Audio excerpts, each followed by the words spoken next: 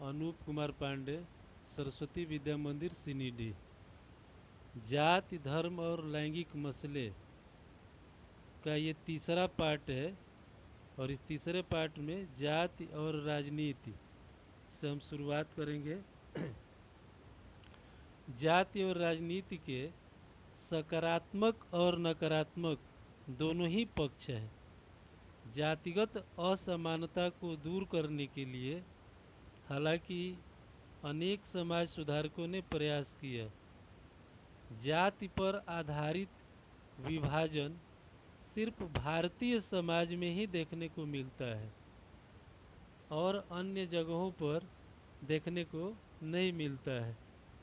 इसमें सबसे पहले हम देखेंगे वर्ण व्यवस्था।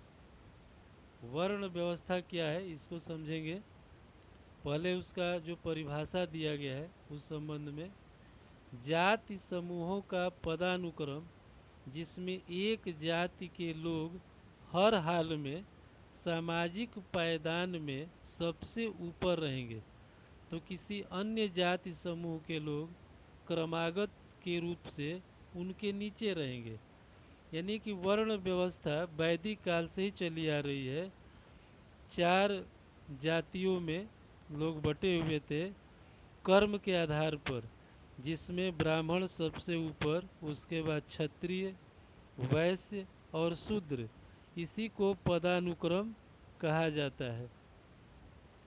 इसके बाद हम देखेंगे कि आधुनिक भारत में जाति की संरचना और जाति व्यवस्था में भारी बदलाव आया। यह एक प्रश्न के रूप में भी आता है।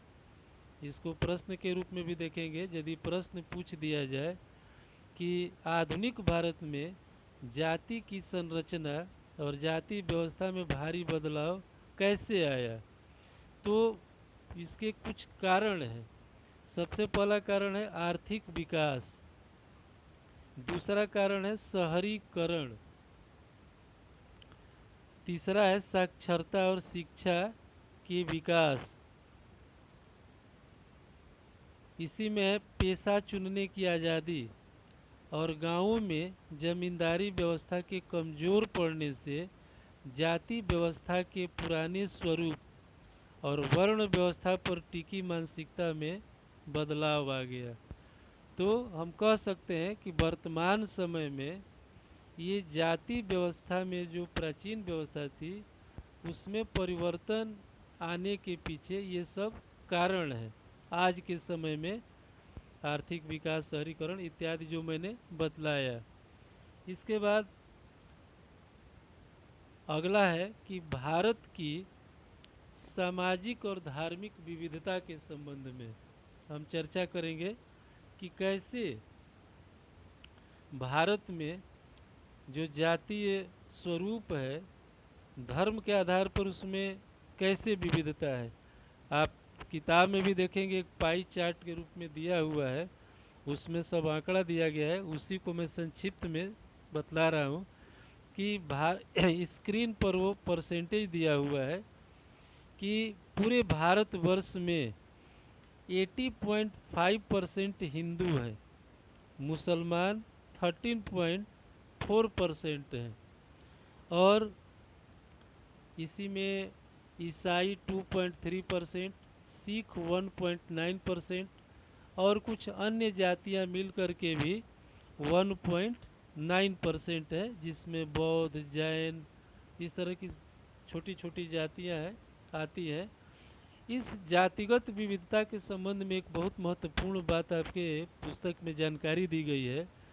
लोगों के मन में एक ऐसी भ्रांति या धारणा फैलाई गई है कि देश की आबादी में मुसलमानों का प्रतिशत इतना बढ़ जाएगा कि दूसरे धर्म समुदाय उससे पीछे हो जाएंगे।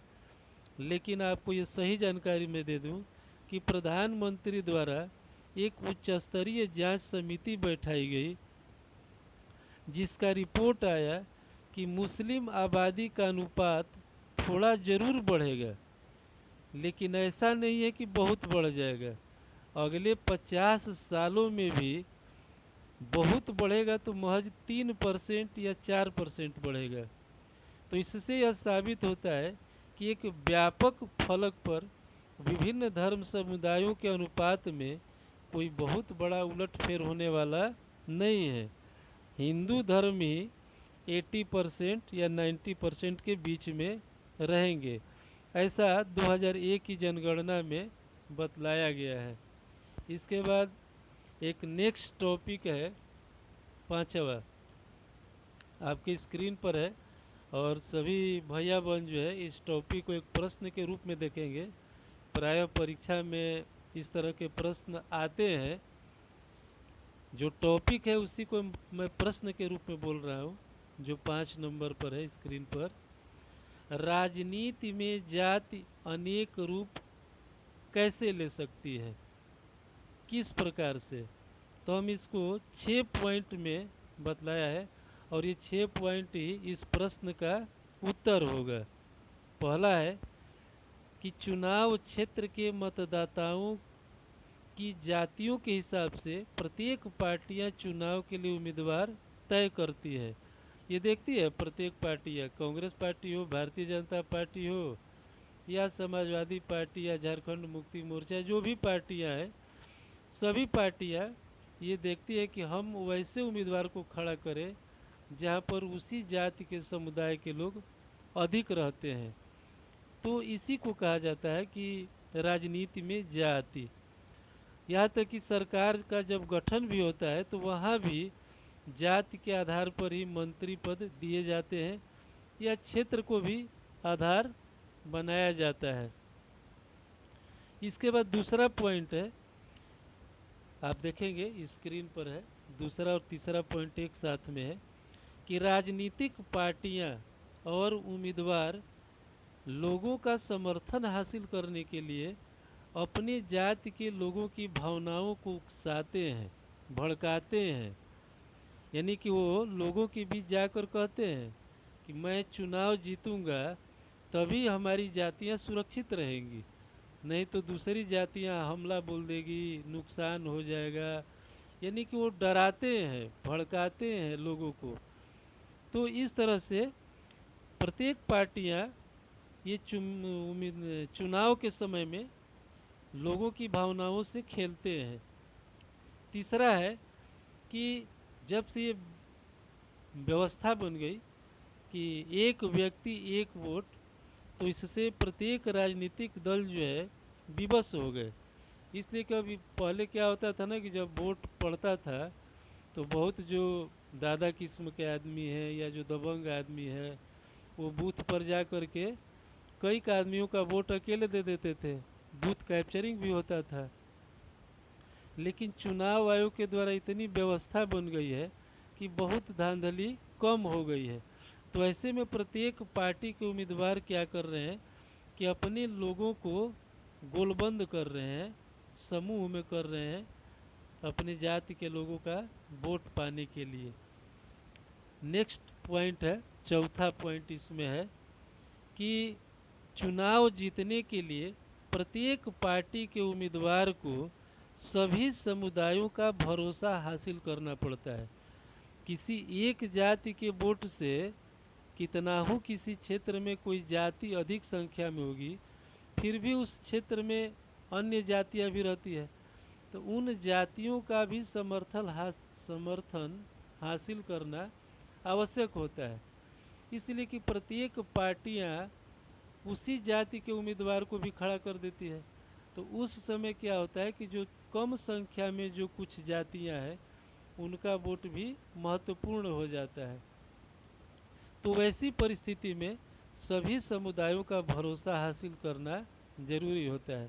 पूरे देश में एक दो ऐसी जगह है, चुनाव क्षेत्र है, जहाँ पर एक जाति के वोटों की संख्या बहुत ज़्यादा है, इसलिए वैसे उम्मीदवारों को ही उसी उम्मीदवार की जाति को जीतने की संभावना ज़्यादा रहती है।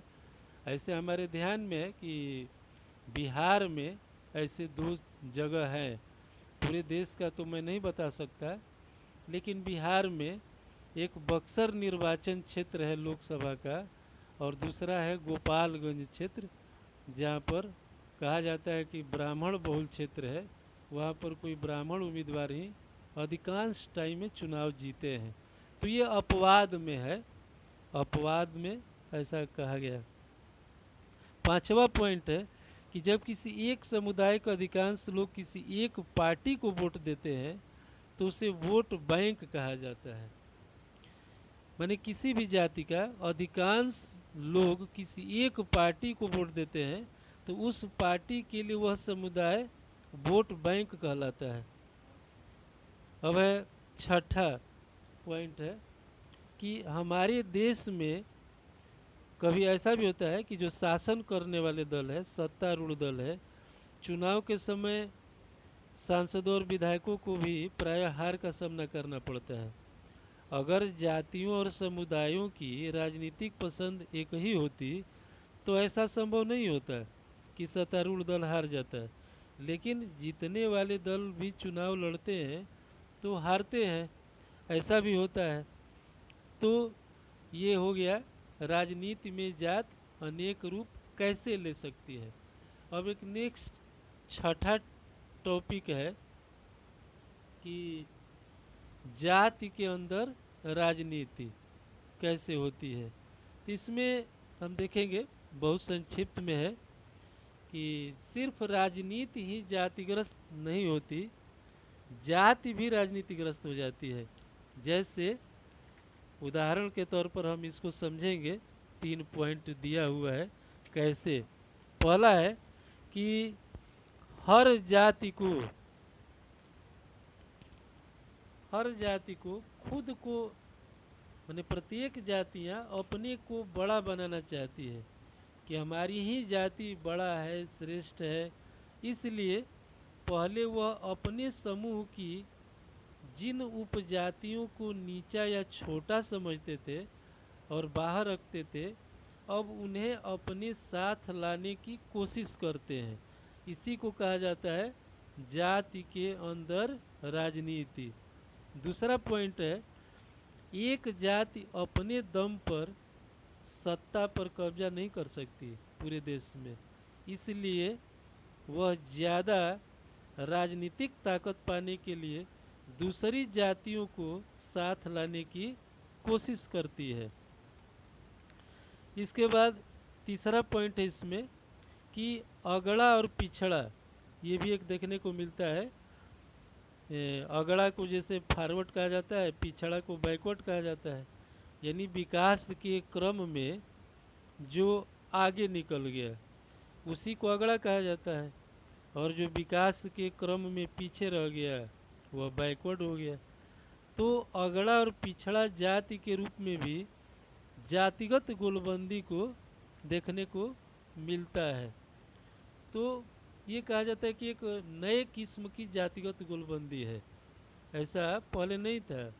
ये लगभग जो है 1990 से ज़्यादा जोर पकड़ लिया अगड़ा और पिछड़ा जाति। इस प्रकार जाति राजनीति में कई तरह की भूमिकाएं निभाती है, और एक तरह से यही चीज़ें दुनिया भर की राजनीति में चलती है। दुनिया भर में राजनीतिक पार्टियां वोट पाने के लिए सामाजिक समूहों और समुदायों को गोलबंद करने का प्रयास करती है। कहा जाता है कि एक तरह से इस अर्थ में कि जातिगत राजनीति ने दलित और पिछड़ी जातियों के लोगों के लिए सत्ता तक पहुंचने तथा निर्णय प्रक्रिया को बेहतर ढंग से प्रभावित करने की स्थिति भी पैदा कर दी है। अनेक पार्टियां और गैर राजनीतिक संगठन खास जातियों के खिलाफ भेदभाव समाप्त करने, उनके साथ ज़्यादा सम्मानजनक व्यवहार करने, उनके लिए ज़मीन, जायदाद और अवसर उपलब्ध कराने की मांग को लेकर आंदोलन करते रहते हैं। तो ये लास्ट टॉपिक है कि जाति के अंदर राजनीति। कई बार जातिवाद जो है वह तनाव, टकराव और हिंसा को भी बढ़ावा देता है, लेकिन फिर भी ये सब कुछ जो है लोकतंत्र में चलते रहता है।